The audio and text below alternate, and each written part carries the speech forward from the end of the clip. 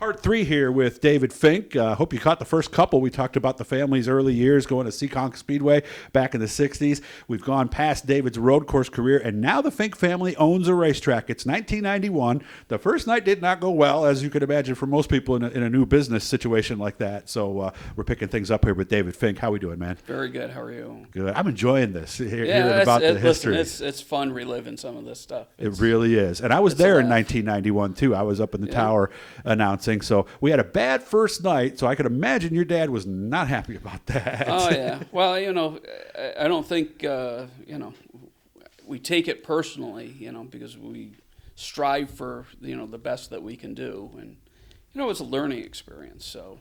What was the biggest thing you did wrong, and how long did it take you to figure that out?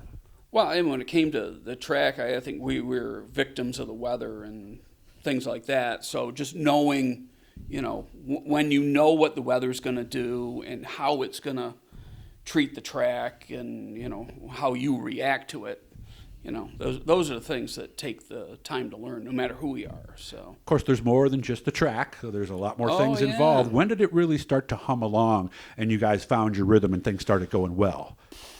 Was it even the first year, or was it later than that? Well, I think, once we got a few under our belts, I think it was pretty good. The first year, what I can remember, like I said, it got smooth. I think everybody, working on the track, the track prep, it came together to a degree where, we kind of wanted to be. Probably the next 2 years were probably the most challenging. Really? Why? Because of the weather. And I remember, because I was working with Bill Moffitt, who since passed away, but he's the voice of our commercials, and he's in racing a famous voice. Yeah. Because he's that, Sunday. Yeah, they're out in Minnesota or something, he's right? Out of Houston. Houston, okay. Yeah, I remember it was far away. Yeah, and he was a dear man. Really? Good just man, a super guy. And we would jam and come up with great ideas on, how to make commercials and stuff. And we had, like I said, in the 92 season, the rainouts were just horrendous. Mm-hmm. And we had done a backwards, we brought in the rain dance, dude, but we did it in reverse, and we just had fun with it. But it was so overwhelming.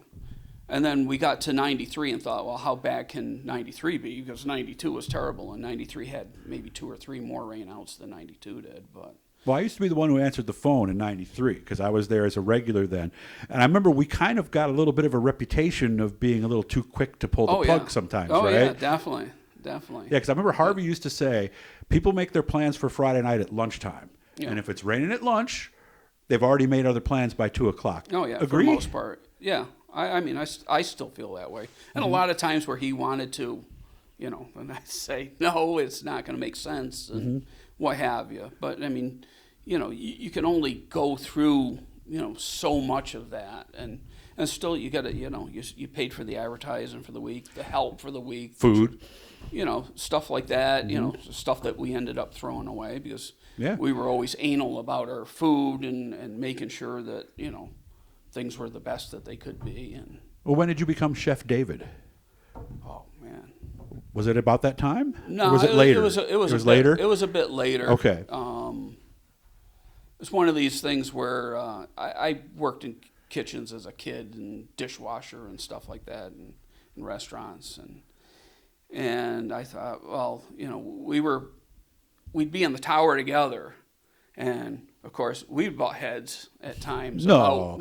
But we'd butt heads about things or something. Yeah. And I remember the two of us are looking down the concession stand and looking at the line and thinking, geez, what can we do to make this happen? I said, you know what? You stay up here. I'll go down there. I'll handle that, yeah. And got in and, tried to do what I could think was, the best methods and what have you to help that along. So yeah, because that's a big part of what you make, isn't it? Ended up, it ended up being a thing, know. Well, you were one of the first tracks, if I remember correctly, to offer a little more than just hamburgers, hot dogs, French fries, and popcorn, right? Yeah. We tried to be adventurous. So we're moving along. We're still learning. 1993, we started to make a little decision that it was time for a change. We were part of the three-track outlaw circuit, but dirt was kind of moving along pretty well. When did we decide it's time for a sanctioning body change? Yeah, it was 94. I think we always had a good relationship with Glenn Donnelly, even though we were competitive sanctioning bodies, what have you. But I think a lot of talk and trying to, even when we were outlaw, trying to create something that was mutually beneficial, which ended up being like that Thursday race for Super Dirt. Oh, right. So, just in talks of doing that, and I think we just felt maybe a little stale. And I think probably the rain issues and stuff didn't help those things. So I think we needed to come out of the box for 94, just looking different and what have you. So we made those decisions and carried on. Wasn't an easy decision, if I remember correctly, no, because a lot of the outlaw circuit people, they looked at us like we were traitors or something, going to the evil empire. Yeah, definitely some tensions for sure. But I said you got to look at the big picture in the longer term, and Well, what were the benefits, and did they happen right away? I'm not going to remember to say that it was right away.